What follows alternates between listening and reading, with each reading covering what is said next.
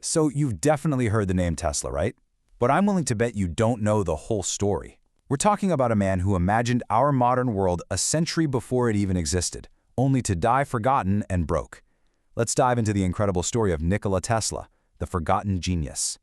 You know, his story starts in a way that sounds almost like a myth. He was born at the stroke of midnight in 1856, right in the middle of a crazy lightning storm. The midwife, well, she thought it was a terrible omen, a child of darkness. But his mother, she looked at the storm and said, "No, he is a child of light." And wow, did that turn out to be prophetic. See, that's the thing about Tesla. He didn't just tinker and invent, he saw things.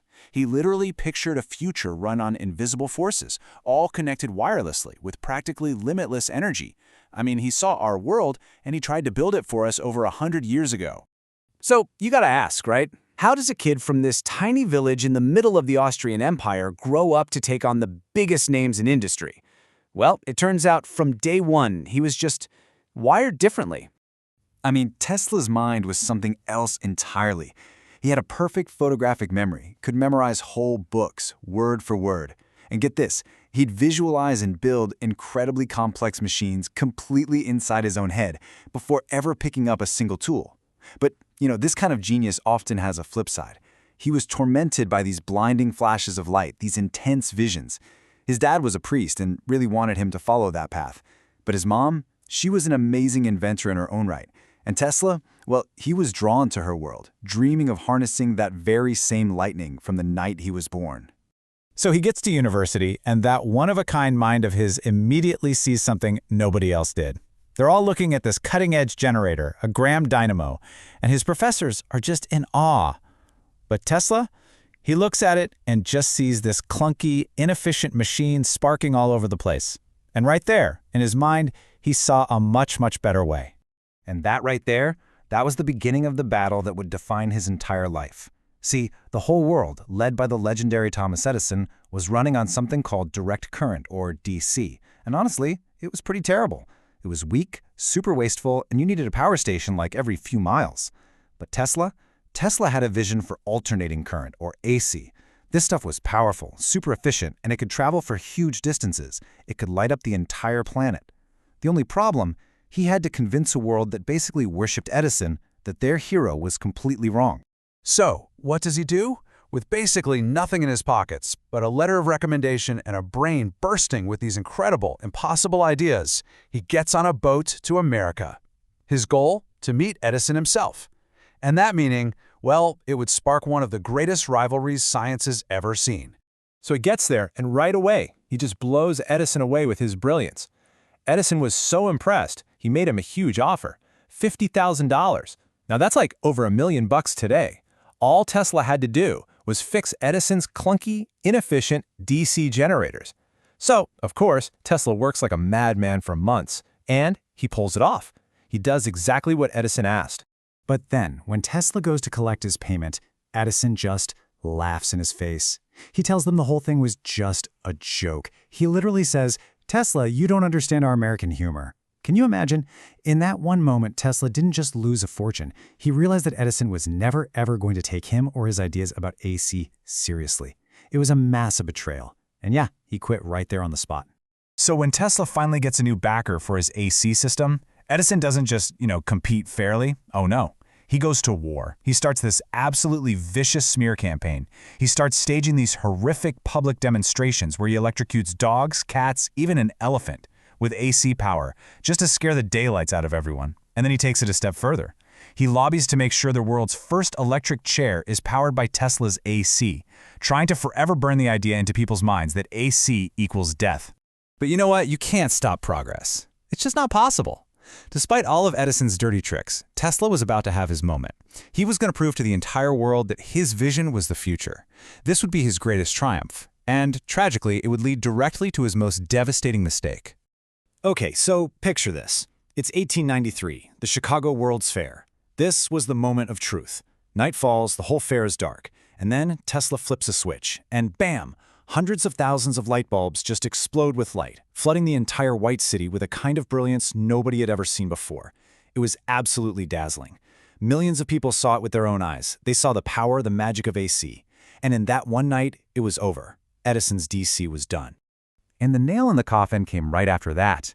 His AC system was chosen for a project people thought was impossible, to harness the raw, immense power of Niagara Falls. This was everything to Tesla. It was literally a dream he'd had since he was a little boy. And now, the thundering power of those falls was going to power the future he'd always imagined. So his deal with his backer, George Westinghouse, was pretty sweet. It guaranteed him royalties on every single horsepower of AC power sold. I mean, just from the Niagara project alone, he was on track to become one of the richest men in the world. We're talking billionaire level in today's money. But right at the peak of this incredible triumph, there was a crisis. Westinghouse, his partner, was on the brink of financial ruin because of the expensive war with Edison. He went to Tesla and basically said, "I can't afford to pay you. The company will go bankrupt." And what did Tesla do? In an act of just incredible generosity, or maybe you could say profound naivety, he took the contract, the piece of paper that guaranteed him billions, and he tore it up. Just like that. He saved Westinghouse, but he also signed away his own fortune. But here's the thing about Tesla. He wasn't really thinking about money. His mind was already miles ahead on an even bigger, grander vision. He gets funding from the famous banker J.P. Morgan, and he starts building his masterpiece, the Wardenclyffe Tower. And this wasn't just about sending electricity. No. This was a plan for a global wireless system.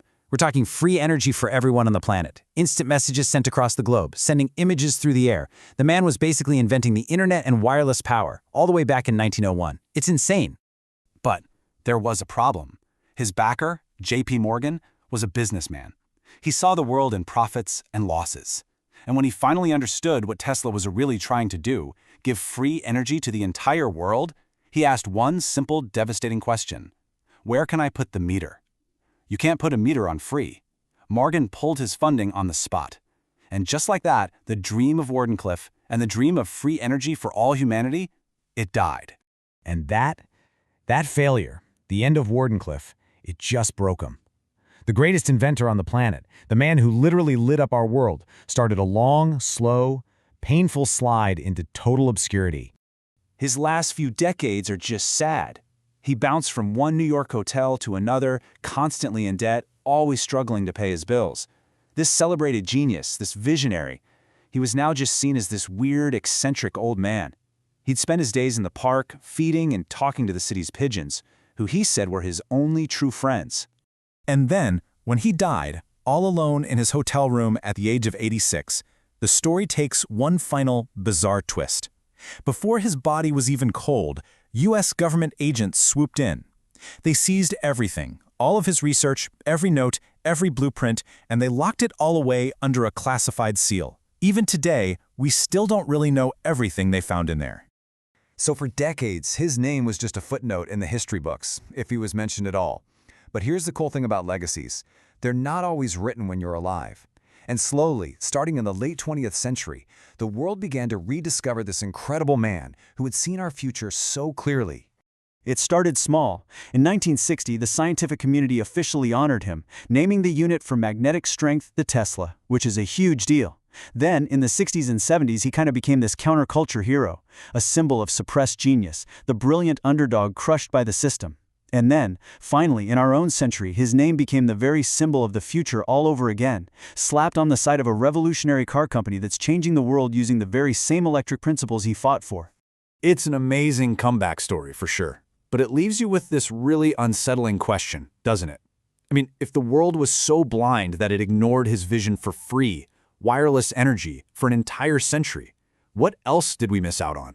What other incredible futures did Nikola Tesla see in that brilliant mind of his that maybe, just maybe, we still aren't ready for?